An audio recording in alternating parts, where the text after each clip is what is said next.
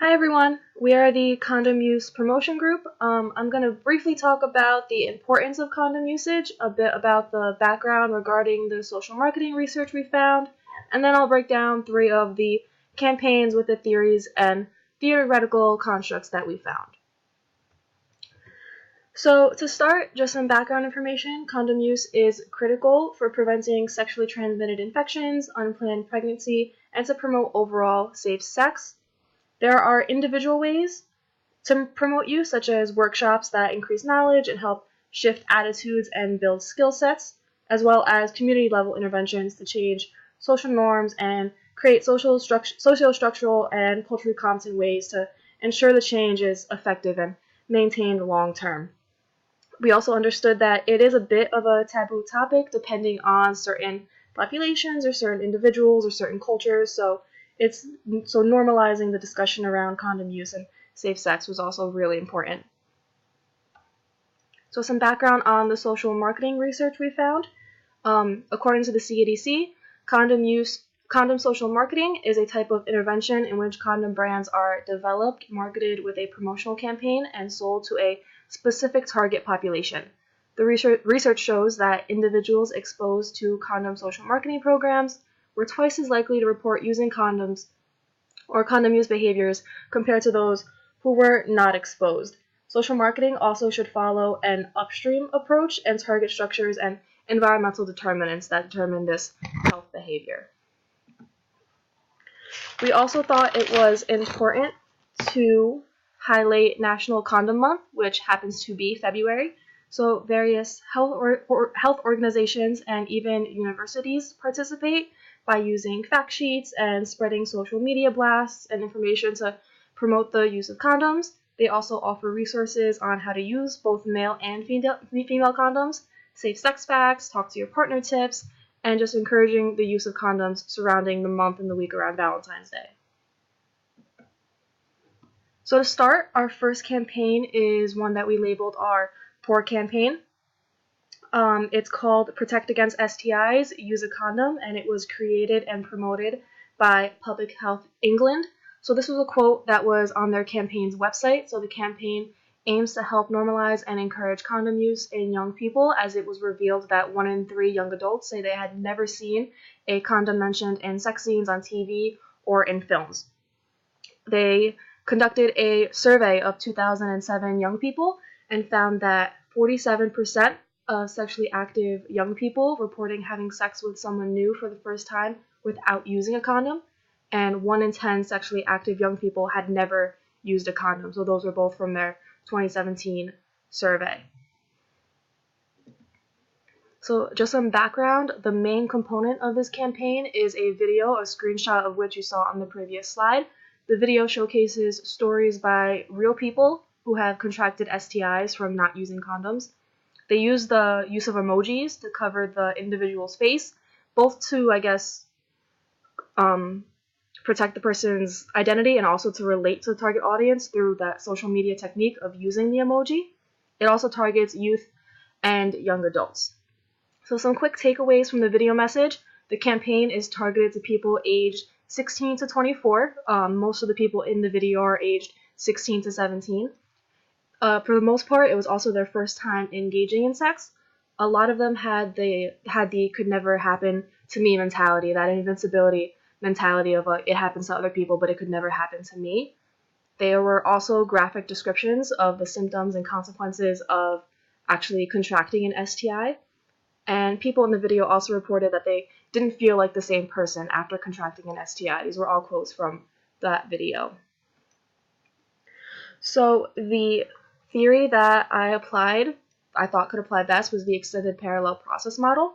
So the constructs of which are perceived efficacy, which is self-efficacy and response efficacy, which is, will the response work? Will the health behavior work in preventing STIs? So in this case, condom use. And if the person perceives that they are capable in performing the behavior, they are capable of actually using condoms effectively. And the second one is perceived threat. So susceptibility, how susceptible am I? How vulnerable am I to this actually happening? Will this affect me personally? and also severity. If it does happen, how bad will it actually be? So this theory ends with either one of two endings. So it could either be the danger control response, which is the one we want, so the individual would engage in strategies to avert the threat, or it could lead into a message rejection and then a fear control response, in which an individual would engage in strategies to reduce the fear but ignore the overall health threat. So the application of the actual theory. So for perceived efficacy, will the health behavior, using condoms, work to prevent the health issue, STIs, and am I able to perform the behavior? So there was a high response efficacy, so there was a big message of be safe and wear a condom. A lot of people in the video reported if they could go back, they would carry and wear a condom. But there was a low self-efficacy, so the message does little to increase confidence in effectively and correctly using condoms. It also doesn't take into account any modifying factors, so I took that from the health belief model, such as socioeconomic status, gender, and things like that. It also does not offer procedural knowledge from the social cognitive theory for knowing how to properly use a condom. The message just says, be safe and wear a condom, and not much more application to that. For the perceived threat, so are the consequences severe and could they happen to me? There is a high severity. The video focuses on graphic symptoms and consequences, reports of itching, burning, discharge, stinging, or no symptoms at all. One of the females in the video reports not being able to have children because of, quote, one stupid mistake. And there was also high susceptibility, so focusing on people similar in demographics to the target audience, so people of the same race, the same age, the same kind of background. And it also breaks down the myth of invincibility of it could happen to anybody. So overall, the outcome is a high perceived threat. For the campaign effectiveness, it would most likely result in a fear control response. So the message to use condoms would be met with coping with fear, such as defensive avoidance and ignoring the threat completely. It also attempts to implement vicarious learning by using real people to target the target audience.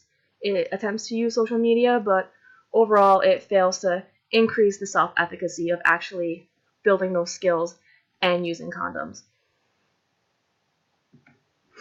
The next campaign that we saw is our average campaign, which is the Ready to Roll campaign by the National Health Service.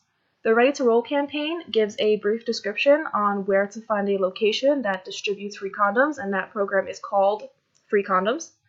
There's no real information on the poster aside from the website and the QR code, and this particular campaign was planned to be issued and viewed on billboards, bus interiors, online, and in-person distribution. And it was only based in the Greater Glasgow and Clyde areas in the UK. So just some background, this campaign had a target audience of those aged 16 to 25. If someone younger than 16 wanted to partake in the program, they would need to provide more information on their sexual health. The theory that could be applied is the social cognitive theory, which focuses on the 5 main constructs of knowledge, perceived efficacy, outcome expectations, goal formation, and socio-structural factors. So the basic knowledge is spreading education about the increases in HIV and STIs and diagnoses, and that condoms can prevent them.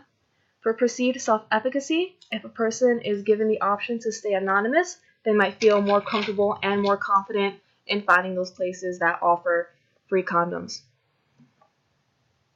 The outcome expectations will only work if the self-efficacy is high.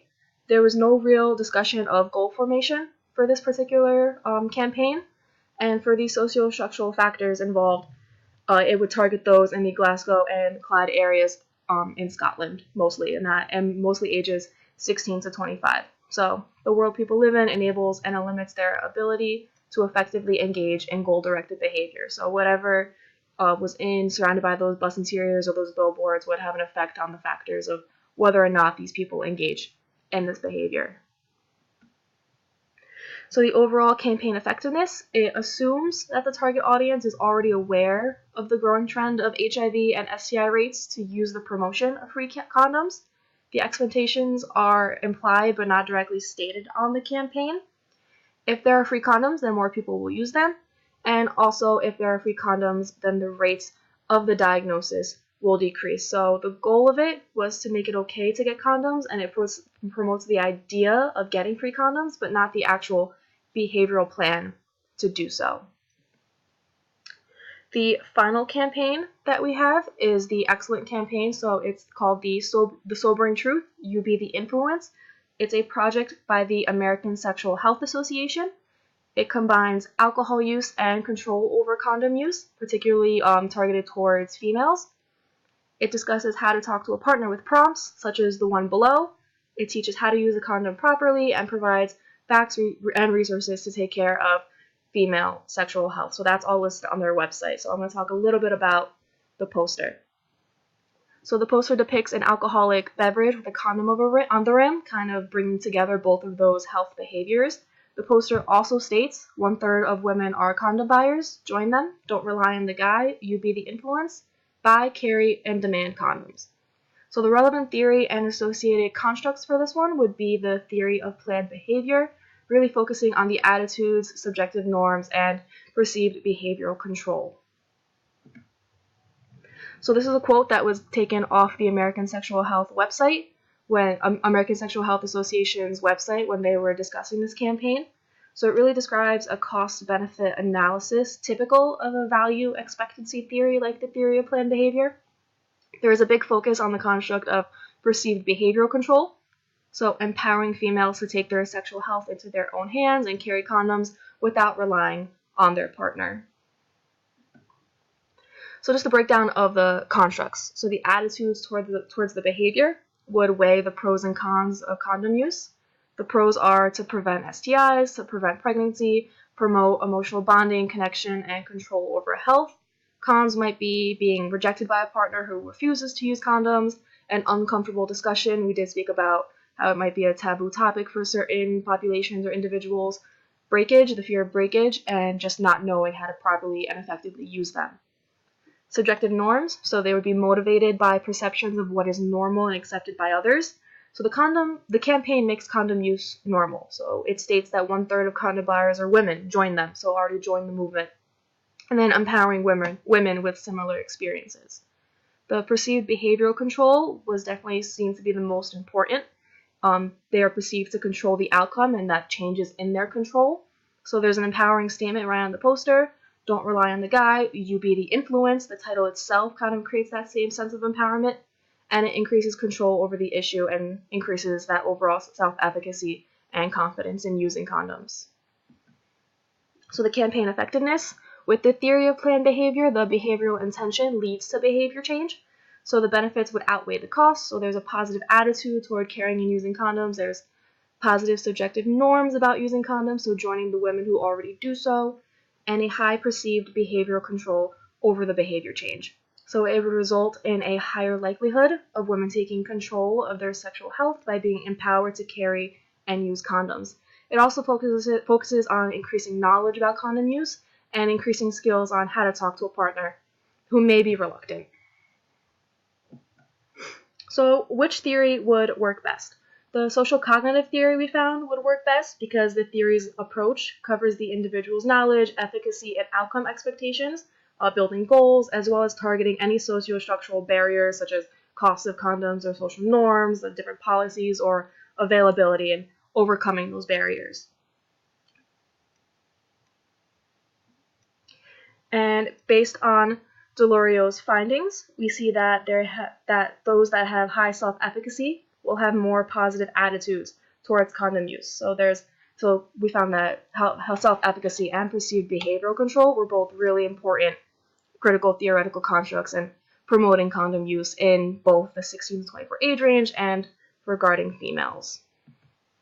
So just a quick conclusion.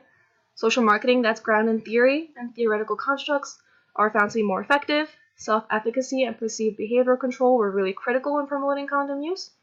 And the social cognitive theory would be the most effective because it's more wide-reaching and has a more holistic approach across both the individual and the socio-structural levels.